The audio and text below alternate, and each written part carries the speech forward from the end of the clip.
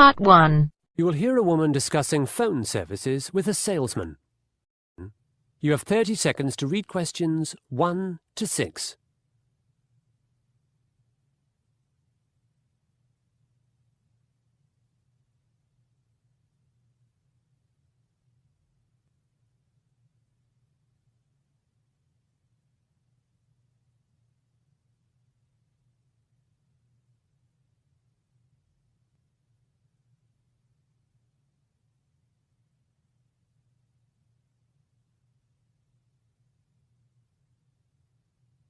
Good morning.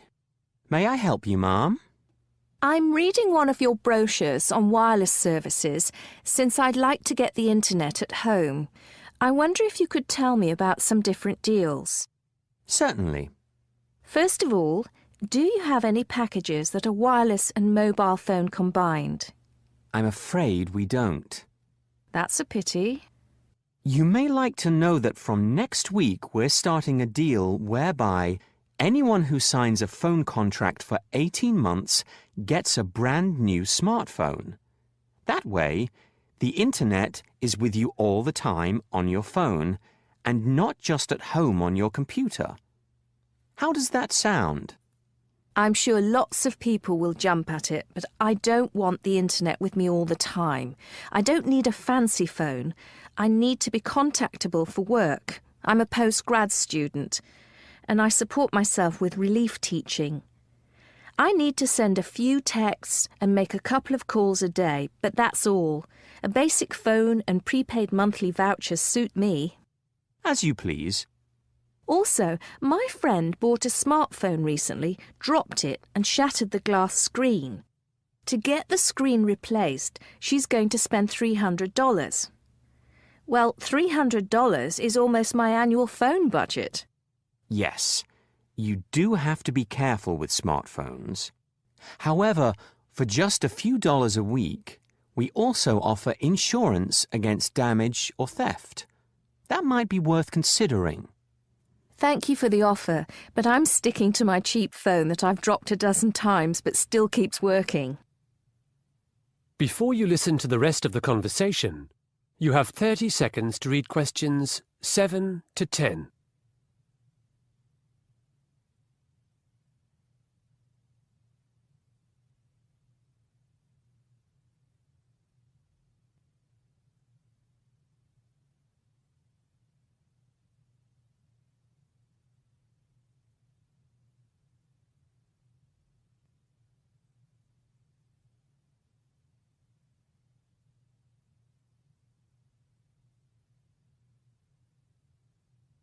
Let's get back to wireless services at home. I've brought my laptop and I'd like to see if your modems are compatible. We've got a comprehensive range of modems, so I'm sure we'll find something. What operating system do you have? OS X 12.5. I'll just check that. Sorry, it's OS X 12.9. Yes, several of our modems will work with that. If I choose a deal now, is there any chance I can get my computer set up right away? Absolutely. You can be online in 15 minutes. Really? I know I said I didn't want a long-term plan for my phone, but for wireless, your 24-month plan looks the best. I think it's excellent, ma'am. $80 a month for 10 gigabytes and a modem. If I opt for this contract, what would you need from me now other than the cash? Proof of identification, financial details, and an official letter with your address. Pardon me? Proof of ID, a bank statement, and a letter like a gas bill or a payslip sent to where you live. I'll see what I've got in my purse. Here's my student card. I do online banking now, so no statements. Here's an electricity bill I paid yesterday. I'm sorry to say, ma'am, but those things aren't enough. You can't sign a long contract without showing your passport or driver's license and something from your bank. Have you thought about the prepaid one-month internet deal similar to the one you already have for your phone? According to your brochure, it's a lot dearer. About 50% dearer than the 2-year contract. Yes, prepaid is always more expensive, but it has fewer obligations. What do you mean? Well, on the 24-month plan, there's also a $200 cancellation fee if you end the service by leaving the country permanently. Goodness, I had no idea such things existed. I'm afraid so. How about 1-year contracts? I couldn't see any 1-year contracts advertised. Do you have them? They've just been discontinued. There wasn't enough demand, but a 6-month prepaid is possible. Do I need lots of ID for that? No. What about the modem? Is it still included? With prepaid, customers supply their own modems. I do, however, have one here for only $110. 110? I think I'll need some time to think things over. Not a problem. That is the end of part 1. You now have half a minute to check your answers.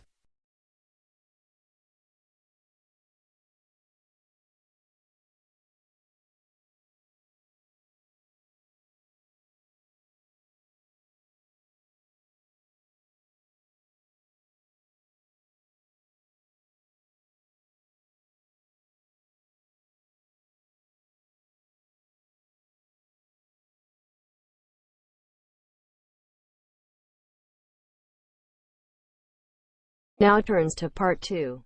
Part 2. You will hear a man being interviewed about running a small business. Before you listen, you have 30 seconds to read questions 11 to 15.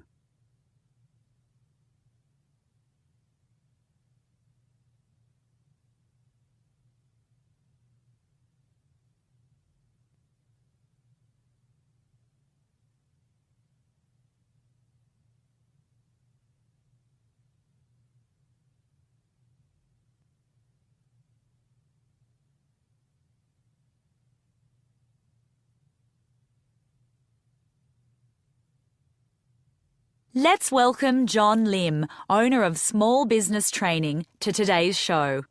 Nice to join you.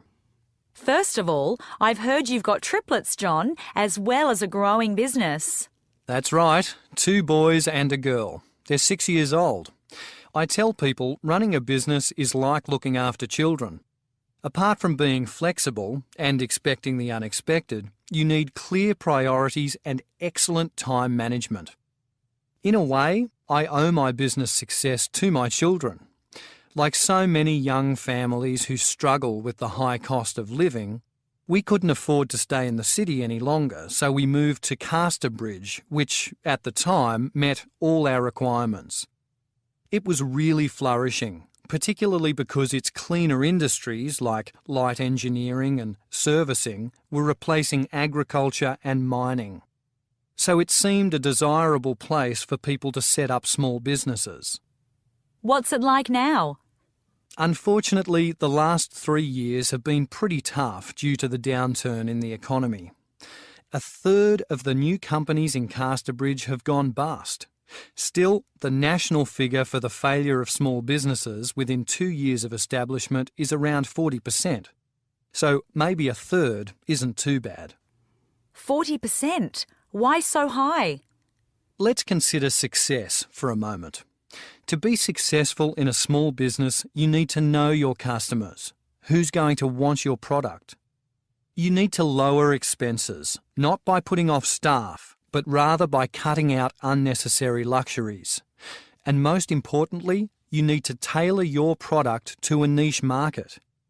In the case of my company, I had a good product, training. Initially, we provided basic accounting training for non-accountants. Later, we provided business management skills seminars. For a company to stay alive, it needs a good product, followed by another good product. You diversified, right? Yes, I did. After providing overall management skills techniques, I moved into the more specialised area of time management. I gave workshops on how to manage time to businesses in Casterbridge and surrounding areas. You see, even if a company has capital, the money to get it up and running, many business people don't manage their time well or plan well. Time management is easy if you stick to the rules, which are schedule large and small tasks, keep to your time limits, keep focused, learn to delegate, set goals, and learn to rest. That 40% failure rate I mentioned earlier is mostly the result of poor planning. I see. To be successful, you've got to operate on two levels. First, you need a 5-year plan, where your business is headed and what its core activities are.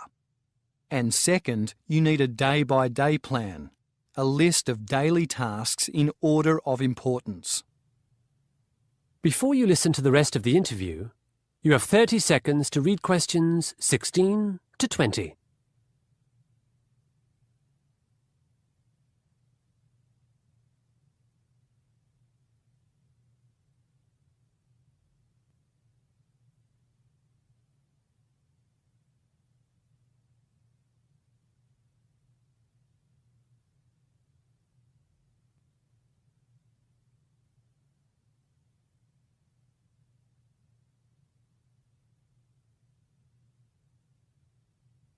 When I spoke to you before the show, you said you were branching out once again. That's right. I've recently sold the management and training parts of my business, and now I'm into research and counselling. In fact, I've just completed a major survey on working from home for the government. Working from home is my dream. Really? Wait till you hear the statistics. 6 out of 10 respondents to our survey said their efficiency was lower at home than in an office. 5 out of 10 people we surveyed worked many more hours each week than they would in a conventional office. It's all too easy to check your emails after dinner rather than scheduling them into acceptable working hours. And 4 out of 10 people in our survey suffered from loneliness. Loneliness? Perhaps they miss the office gossip or haven't got a pet to talk to. Seriously though, many of us need to socialise because, on the whole, humans are gregarious creatures. Tell me about your counselling work. I'm helping people who've gone bankrupt. As you probably know, this is a dreadful experience, both financially and emotionally. It's one time when you really do need a good accountant so you can come out with something. Indeed. Also, here's a tip. It may sound odd, but if your business does go bankrupt, take a holiday. Have a week in Bali. Or if you can't afford that, head off to a lake, a beach, or a national park. And then shrug your shoulders and go on. Life goes on. Yes, it does. Many thanks for your insights, John. That is the end of part 2. You now have half a minute to check your answers.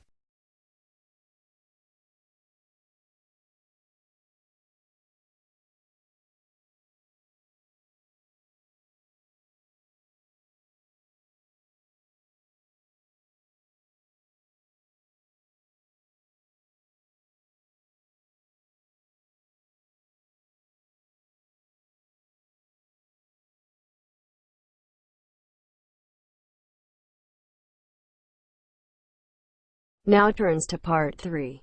Part 3. You will hear 2 university students discussing their essays. Before you listen, you have 30 seconds to read questions 21 to 26.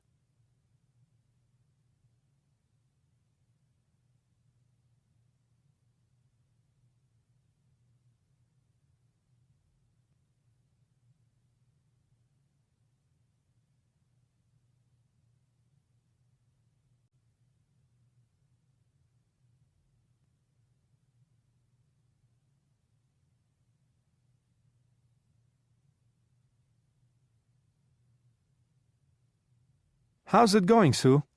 Pretty well, except that I'm almost asleep on my feet. I was up until 2 a.m. finishing my essay. Me too. However, I've still only written 1,800 words, and we're meant to hand in 2,500. I've no idea where I'm going to get another 700 from. Oh dear, I've got the opposite problem. My essay is nearly 4,000 words long, so I'll need to be quite brutal with editing. However did you manage that? I'm really interested in the topic, so I did lots of independent research. I've got a pretty thorough knowledge of the HDI now. The HDI?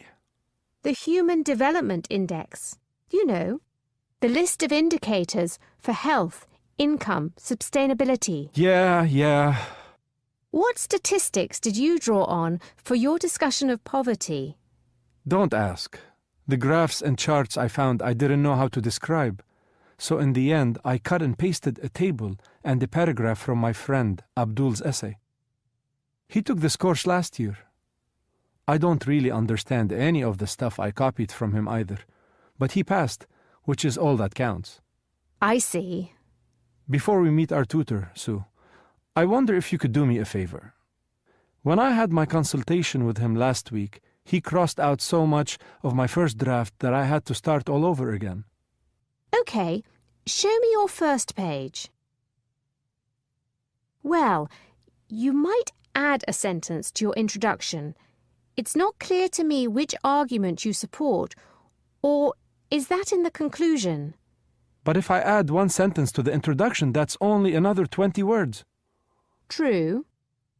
Skimming through this, it seems you've used 2 sources for research, whereas our lecturer insisted that we have at least 5.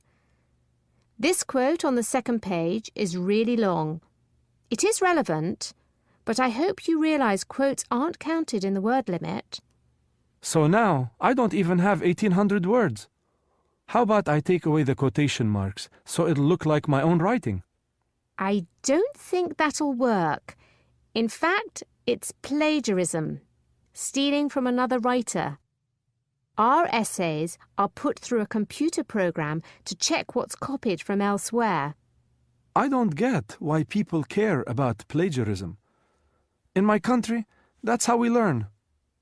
At secondary school here, some students do copy, but at university, we should develop our own ideas. What if I don't have any ideas? Then it's time to get some. Before you listen to the rest of the conversation, you have 30 seconds to read questions 27 to 30.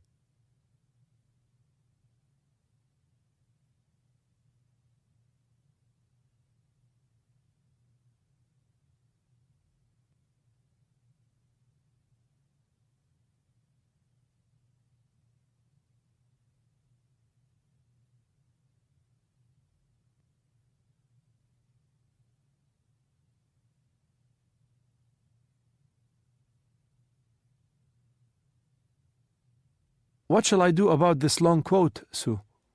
You can paraphrase or summarise it. You'll need a reference as well. A reference? An in-text citation, like the Harvard system. You need to acknowledge where the information came from. Whoa! We were given a worksheet on the Harvard system in the first tutorial. Have a look at my essay now to see what you need to do. Are these names and dates in brackets a reference? Yes, they refer to the bibliography on my last page. That reminds me, you don't seem to have attached your bibliography. Do you have it floating around in your bag? Yes, here it is. Have a look. Is this your bibliography or Abdul's? What do you mean? Well, I'd say it was Abdul's, because there are 7 sources, and none of them is either on our reading list or referred to in your essay. Our tutor wasn't born yesterday. I can sort the bibliography out later. That's the least of my worries. We still haven't solved how I'm going to write another 700 words in fewer than 24 hours. You'll need to do some more research today. I found Newcomb really helpful, and also Sword. Why don't you read them? I would if I had time, but I'm working tonight. In fact, I start at 2 o'clock and go through till 9:30. Read the articles at work then. They're not very long. I found both of them offered convincing arguments for redefining poverty, and their alternative indicators for failed states are also interesting. But I'm running out of time, and I can't walk around the menswear department reading scraps of paper. Look, let me make a suggestion. Why don't you write the extra paragraphs, Sue? I bet you'd be able to do them in about a half an hour. You could email them to me tonight. I'll check my email the minute I get home. In return, I'll give you a gift voucher from my department store. Nice try. Firstly, I've got to work tonight as well. Remember I told you about editing my essay? Secondly, the tutor will spot my writing style. And lastly, believe it or not, I'm that rare breed of female who doesn't like shopping. That is the end of part 3. You now have half a minute to check your answers.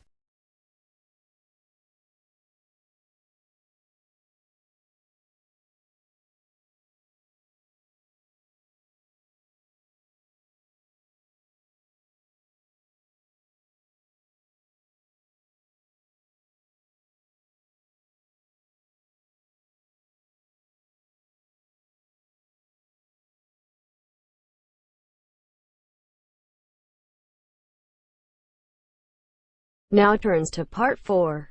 Part 4. You will hear a lecture on desalination. Before you listen, read questions 31 to 40.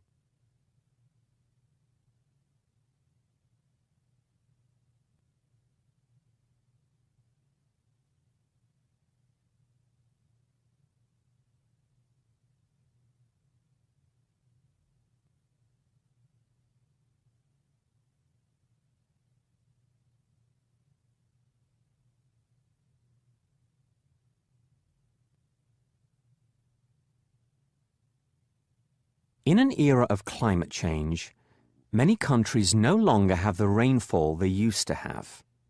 Furthermore, with population increase, the already depleted groundwater supplies are running out. Therefore, worldwide governments, cities, industries, and ocean-going ships have opted for desalination. There are various methods of desalination used in the world today. There's solar desalination, geothermal desalination, multi-stage distillation, and saltwater reverse osmosis desalination. In this lecture, I shall describe saltwater reverse osmosis desalination, with particular reference to the supply of fresh drinking water. I shall also outline its drawbacks. Desalination is the process of removing salt and other minerals from water molecules, making it potable or ready for drinking. In reverse osmosis desalination, seawater is purified by being forced at very high pressure through a membrane, a kind of skin. The solid waste and bilge are separated out, and the water sent on to the consumer. There are 7 stages to the process. Follow me on the diagram while I explain. Corner, you can see the word intake, which means filling a pipe in the ocean. This water goes to the pumping station. Here come 2 objections to desalination. There are lots of pipes causing leakage or evaporation, so we lose the very water we're trying to catch. Secondly, pumping requires energy, massive amounts of energy, which produces greenhouse gases.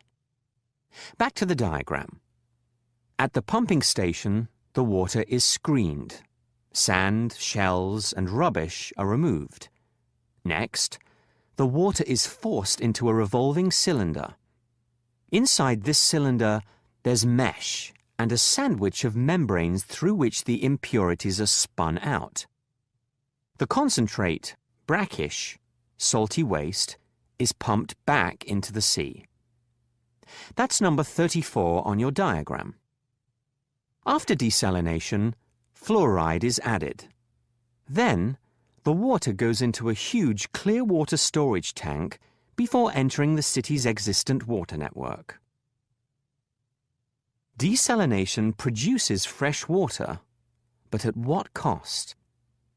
The organization Food and Water Watch found desalinated water to be the most expensive form of fresh water available, costing 5 times as much to harvest as other sources. The price tag on one plant in Sydney was more than 2 billion Australian dollars. Another objection is that cheaper alternatives exist. Take recycling. Currently in Sydney, about 2% of the total amount of water used is recycled. However, if rainwater were captured in tanks on the roofs of buildings, then it'd be easy to recycle up to 20% a year, roughly the amount of fresh water a desalination plant produces in the same time. Recently, there's been a campaign to educate Australians about water use. There've also been restrictions in place, like when you can water your garden or fill your swimming pool. With just these 2 things, education and restriction, Sydney residents use 10% less water in the past 5 years than in the 5 preceding. As I've said, desalination plants require excessive energy, but there's another problem. They flood the ocean with waste.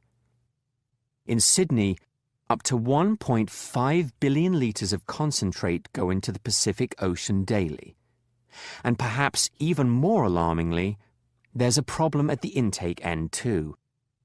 Marine biologist Sylvia Earle has commented on the hidden environmental cost of desalination by claiming that ocean water is filled with living creatures, and most of them are lost in the process of desalination.